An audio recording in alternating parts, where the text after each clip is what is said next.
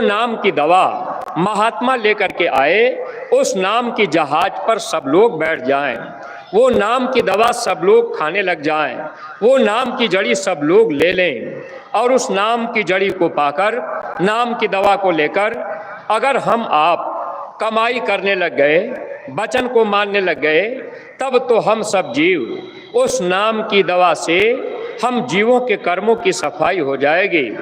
जब हम जीवों के कर्मों की सफाई हो जाएगी, तब हम सब के सब जीव काल और माया के देश से बच जाएंगे, नरकों 84 में जाने से बच जाएंगे। फिर हम सब लोग अपने सच्चे घर सच्चे वतन चले जाएंगे, जहां हमको आपको सच्चा सुख मिल जाएगा। वरना प्रेमी भाई बहनों, इस मनुष्य शरीर में रहकर अगर हम आप ये चाह रहे कि चलो हमें महात्मा की ज़रूरत नहीं है, हमें नाम की ज़रूरत नहीं है, तो महात्माओं ने लिख दिया था, नाम बिना बेकाम है 56 भोग विलास, क्या इंद्रासन बैठनो, क्या बैकुंठ निवास।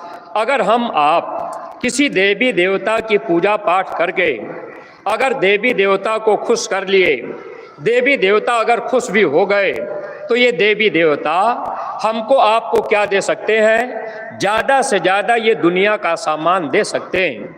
गुजरात के राजा पीपा काली देवी के पुजारी थे। राजा पीपा एक दिन पूजा कर रहे थे। राजा पीपा की पूजा से खुश होकर काली देवी सामने प्रकट हो गई। कहने लगी, राजन बताओ तुम क्या चाहते हो?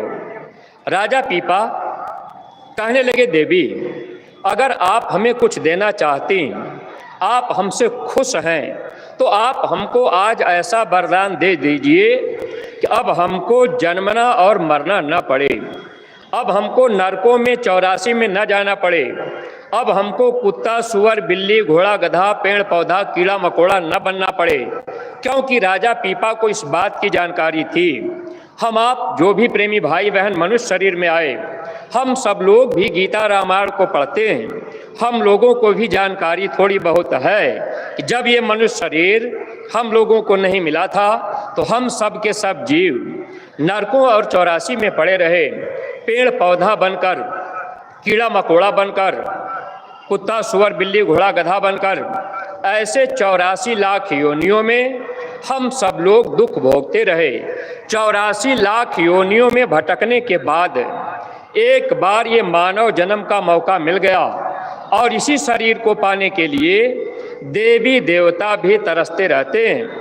वो भी चाहते हैं कि एक बार हमको मानव जन्म मिल जाए। मानव जन्म मिलने के बाद अगर हम आप केवल ये सोचते रह गए, हम घर मकान बना लें, हम ज़मीन लिखा लें, हम बेटी बेटा पैदा कर लें, हमारे पास दुनिया का सब सामान हो जाए, तो अ प्रेमी भाई बहनों, फिर हम सब लोग अपने विवेक का प्रयोग नहीं कर पाए। ये धन दौलत रुपया पैसा, ये घर मकान दुकान ज़मीन, ये नातेदार रिश्तेदार सगे संबंधी जाति बिरादरी के लोग आज नहीं तो कल छूट जाएंगे। इस बात को हम सब लोग जानते हैं। राजा पीपा को जानकारी थी कि अगर हम दुनिया का सामान मांग लेंगे, जब ये मेरा शरीर फिर छूटेगा, तो हमको फिर नरकों में 84 में जाना पड़ेगा, अब वहाँ कुत्ता सुअर बिल्ली घोड़ा गधा बनना पड़ेगा। राजा पीपा काली देवी से कहने लगे, देवी अगर आप मेरी पूजा से खुश हैं, तो अब हमको आप ऐसा वरदान दीजिए, हमको जन्मना और मरना न पड़े, कुत्ता सुअर बिल्ली घोड़ा गधा न बनना पड़े, नरकों में 84 में न जाना पड़े। देवी कुछ देर के लिए चुप हो गईं। कहने लगी, राजन अगर तुम हमसे कुछ चाहते हो कि ये धन दौलत रुपया पैसा बेटी बेटा दुनिया का सामान मांग लो, हम तुझे दे देंगे, लेकिन जन्म मरण की पीड़ा से, नरकों 84 की पीड़ा से हम तुझे बचा लें, ये मेरे बस की चीज़ नहीं है। इसके लिए तुझे सद्गुरु के पास जाना होगा। प्रेमी भाई बहनों, अगर हम सब लोग गीता रामायण को पढ़कर, अगर हम आप वेदों को पढ़कर, शास्त्रों को पढ़कर अगर समझने का प्रयास किए होते, भागवत सुन करके अगर हम आप थोड़ा समझने का प्रयास किए होते, तो इस मानव जीवन में सच्चे सद्गुरु की तलाश सबके सब लोग करते। लेकिन प्रेमी भाई बहनों, ये तो हम आप सौभाग्य